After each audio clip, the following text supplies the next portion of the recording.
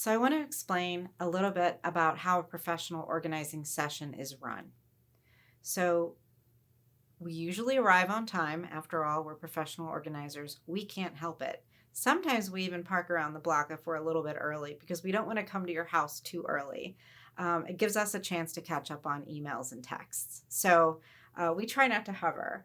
Then once we do greet you at your door, we just kind of get to know each other again, and we get caught up maybe on any news that you have to share or any thoughts that you had between the last session, or maybe we just came to you now because we had an initial organizing assessment, so maybe just some thoughts you want to share, even if those thoughts are anxious thoughts or thoughts of concern about how the session will go.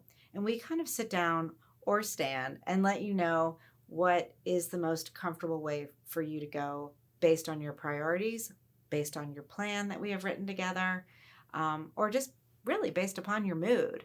So as long as we stay within the plan, we usually start working immediately in the space that you want to get started in.